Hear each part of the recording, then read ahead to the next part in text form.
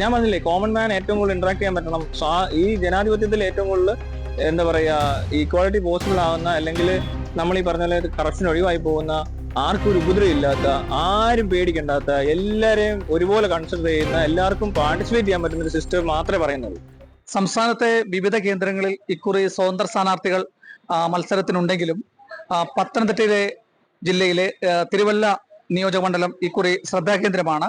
നമ്മൾക്ക് അറിയാവുന്ന പോലെ തന്നെ സോഷ്യൽ മീഡിയയിൽ നിരവധി ഫോളോവർമാരുള്ള ചെകുത്താൻ എന്ന അപരനാമത്തിൽ അറിയപ്പെടുന്ന അജു അലക്സ് ആണ് ഈ വർഷത്തിൽ അവിടെ സ്വതന്ത്ര സ്ഥാനാർത്ഥിയായിട്ട് മത്സരിക്കുന്നത്.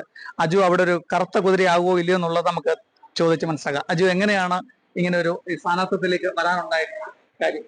സ്ഥാനാർത്ഥിത്തിലേക്ക് വന്നത് എനിക്ക് അങ്ങനെ ഒരു താല്പര്യം ഉണ്ടായിരുന്നു. പിന്നെ എനിക്കൊരു ഐഡിയ ഉണ്ടായിരുന്നു, ഒരു കൺസെപ്റ്റ് ഉണ്ട്. അപ്പൊ അത് ചെയ്യാൻ പറ്റുന്നതാണ്. ഞാൻ ഓൾറെഡി ചാരിറ്റി തട്ടിപ്പ് നിർത്താൻ വേണ്ടിയിട്ട് ഒരു സൊല്യൂഷൻ ആയിട്ടൊരു ആപ്പും വെബ്സൈറ്റും ഒക്കെ ഡിസൈൻ ചെയ്തതിൽ ചാരിറ്റിയിൽ ഇനി ഒരിക്കലും തട്ടിപ്പ് നടക്കാത്ത രീതിയിൽ ഒരു ടെക്നിക്കൽ സൊല്യൂഷൻ ഉണ്ട്.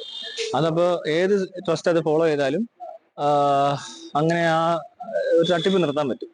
അതേ സിസ്റ്റം തന്നെ നമുക്ക് വേണേൽ ഗവൺമെന്റ് ഒരു ട്രാൻസ്പെറന്റ് ഗവർണൻസ് വന്നു കഴിഞ്ഞാൽ ഇവിടെ എന്തെങ്കിലും തരത്തിലുള്ള അനാസ്ഥയോ അഴിമതിയുടെ കണക്ക് ഒരുപാട് നമ്മൾ കേൾക്കുന്നുണ്ട്, കോടികളാണ് വരുന്നത്. അതെല്ലാം കൂടെ ഒഴിവാക്കി കഴിഞ്ഞാൽ അത്രയും പൈസ സേവ് ചെയ്യും, ക്വാളിറ്റി ഇമ്പ്രൂവ് ആവും. പിന്നെ അതുപോലെ തന്നെ ട്രാൻസ്പെറൻസി വരുമ്പോൾ ഈക്വൽ പാർട്ടിസിപ്പേഷൻ ഓഫ് പബ്ലിക്. അതുപോലെ തന്നെ പബ്ലിക് ഓഡിറ്റ് ചെയ്യുന്നു. ഓഡിറ്റ് ചെയ്യാന്ന് പറഞ്ഞാൽ കുറ്റങ്ങളോ കുറവുകളോ ഉണ്ടെങ്കിൽ കണ്ടെത്തുന്നു, അത് പബ്ലിക് തന്നെ സോൾവ് ചെയ്യുന്നു.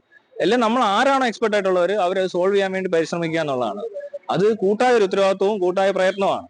അങ്ങനെ വരണമെന്നുണ്ടെങ്കിൽ ആ ഇക്വാളിറ്റി പോസിബിൾ ആണെന്നുണ്ടെങ്കിൽ ട്രാൻസ്പെറൻസി വരണം. ഇത് അല്ലാതെ നമുക്ക് ഇക്വാളിറ്റി പറ്റത്തില്ല.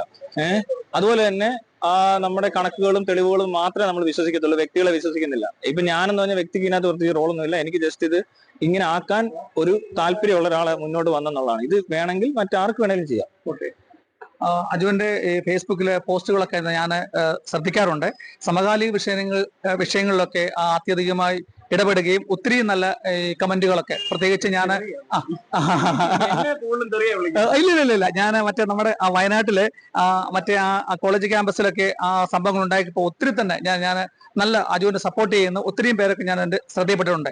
അപ്പൊ അങ്ങനെയുള്ള ആശയങ്ങളൊക്കെ ഈ തെരഞ്ഞെടുപ്പിൽ ഇതൊക്കെ ആവുമോ ഫോളോവറൊക്കെ? അങ്ങനെയൊന്നും അല്ല. ഇത് നമ്മൾ ഇതേപോലെ പറഞ്ഞ ഒരു എന്താ പറയുക സോഷ്യൽ ക്രിറ്റിസിസമോ അല്ല, അങ്ങനത്തെ സംഭവം അല്ല. ഞാൻ ഇപ്പൊ മുന്നോട്ട് വെക്കുന്നത് ഇനി മുന്നോട്ട് എന്ന് വേണേലും ആർക്ക് വേണേലും ഇംപ്ലിമെന്റ് ചെയ്യാൻ പറ്റുന്ന ഒരു സിസ്റ്റമാണ്. അങ്ങനെ ആയാലുള്ള ഗുണങ്ങളെ പറ്റി ചിന്തിച്ചു തുടങ്ങിയാൽ തന്നെ ഒരുപാടുണ്ട്. ഭയങ്കര സ്കോപ്പുള്ള, ഭയങ്കര ബ്രോഡായിട്ടുള്ള ഒരു എന്താ പറയുക ആശയം തന്നെയാണ്. അപ്പൊ അതിനകത്ത് ഞാൻ പറഞ്ഞില്ലേ, കോമൺ മാൻ ഏറ്റവും കൂടുതൽ ഇന്ററാക്ട് ചെയ്യാൻ പറ്റണം.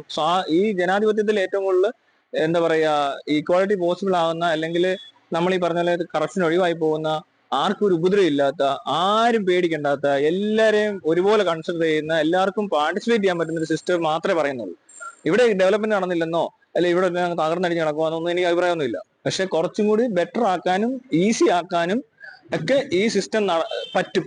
മനസ്സിലായോ? നമുക്ക് എപ്പോഴും കറപ്ഷൻ ഉണ്ട്, അത് ആരാന്നൊന്നും അറിയത്തൊന്നുമില്ലായിരിക്കും. ഇനി അതോ അങ്ങനെ ഒരു അവസരം ഉണ്ടാക്കാതിരിക്കുക. മനസ്സിലായില്ലേ? ഇപ്പൊ ഒരു സൂപ്പർ മാർക്കറ്റിൽ ഒരു CCTV വെക്കുമ്പോൾ അവിടെ ഒരു സെൻസർ വെച്ചപ്പോൾ അവിടെ വെച്ച അവസരങ്ങൾ കുറയുന്നതുകൊണ്ട് അതേ സൂപ്പർ മാർക്കറ്റ് വെച്ച് തന്നെ ആ സാധനം പുറത്തു പോവാതെ ഒരു പോലീസ് ഇടപെടാതെ ആ സൂപ്പർ മാർക്കറ്റുകാരന് ആ സംഭവം സോൾവ് ചെയ്തല്ലോ. അല്ലെങ്കിൽ അതെന്താ, മോഷിച്ചുകൊണ്ട് പോയി പിന്നൊക്കെ പോലീസും കള്ളനും കളിച്ച് എന്തൊരു സമയമാവും, അപ്പോഴും മുതൽ കിട്ടത്തില്ല.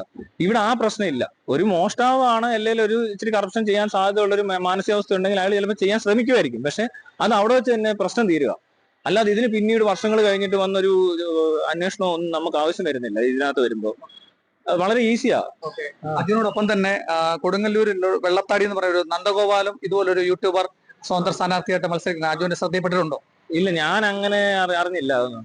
ഞാനിപ്പോ ഞാൻ പറഞ്ഞില്ല, ഞാൻ മൊത്തത്തിൽ ഈ കാര്യങ്ങളൊന്നും നോക്കി ഇലക്ഷനെ പറ്റി പഠിച്ച് അല്ലെ ആരൊക്കെ എവിടെയൊക്കെ മത്സരിക്കുന്നുണ്ട്, ഇവർ എന്തൊക്കെ വാഗ്ദാനങ്ങളാണെന്ന് അറിഞ്ഞുകൊണ്ടല്ല നിൽക്കുന്നത്. എനിക്ക് ഒറ്റ കാര്യം പറയാനുള്ളൂ, ഈ ഒരു ഒറ്റ സാധനം ഞാൻ ചെയ്യത്തുള്ളൂ. ബാക്കിയെല്ലാം സ്വാഭാവികമായിട്ട് നടക്കുന്ന സംഭവങ്ങളായിട്ടാണ് എനിക്ക് മനസ്സിലാക്കുന്നത്. നമ്മുടെ ഈ ഫണ്ട് ഉണ്ടെങ്കിൽ, നമ്മുടെ മലയാളികൾ അധ്വാനിക്കുന്നുണ്ടെങ്കിൽ നമ്മുടെ ഒരു ഷെയർ മാത്രമാണ് വികസനം. ആ വികസനം നടക്കുന്നിടത്തുനിന്ന് നടക്കുന്ന കറപ്ഷനെ മാത്രമേ ഞാൻ ഇങ്ങോട്ട് മാറ്റുന്നുള്ളൂ. മനസ്സിലായോ? അപ്പൊ അതിനുവേണ്ടി മാത്രം ഒരു ആപ്പോ സോഫ്റ്റ്വെയറോ എന്ത് ടൈപ്പ് ഒരു ആപ്ലിക്കേഷൻ ഇപ്പൊ AI വെച്ചിട്ടാണ് അങ്ങനെ ഒരു ലേറ്റസ്റ്റ് ടെക്നോളജി ഉപയോഗിക്കാനായിട്ട് എന്തോരം മലയാളികൾ സ്പെൻഡ് ചെയ്യും എന്നുള്ളത് മാത്രമേ എനിക്ക് അറിയേണ്ടുള്ളൂ. തിരുവല്ലയില് പ്രമുഖരായ 3 മുന്നണികളെയാണ്, അവർക്ക് വെല്ലുവിളിയാകുമോ? അവർക്ക് അങ്ങനെ ഞാൻ ഇവിടുത്തെ ഇത് വെച്ചിട്ട് അങ്ങനെ വെല്ലുവിളിയും എനിക്ക് വിജയ പ്രതീക്ഷയോ അങ്ങനൊന്നും ഇല്ല. ഈ ഒരു കൺസെപ്റ്റ് ഇഷ്ടപ്പെടുന്ന എത്ര പേരുണ്ടെന്ന് ഇപ്പൊ അറിയാൻ പറ്റും. അത് കേരളം മൊത്തം അറിയാൻ പറ്റും.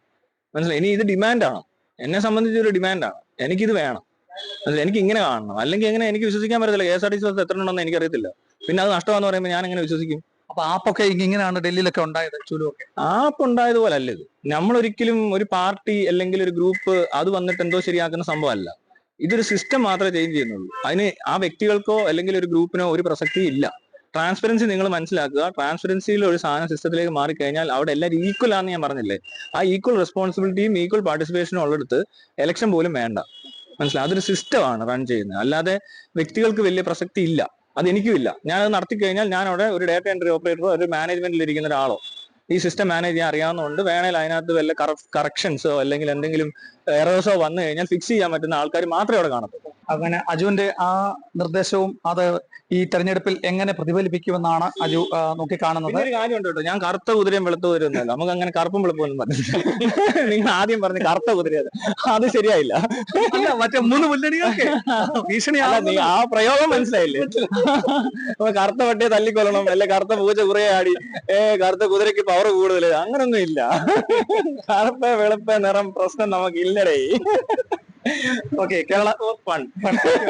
അങ്ങനെ അജു വീണ്ടും സോഷ്യൽ മീഡിയയിൽ തന്റെ ഇലക്ഷൻ പ്രചരണം കൊണ്ട് വീണ്ടും ശ്രദ്ധേയമാകുകയാണ്.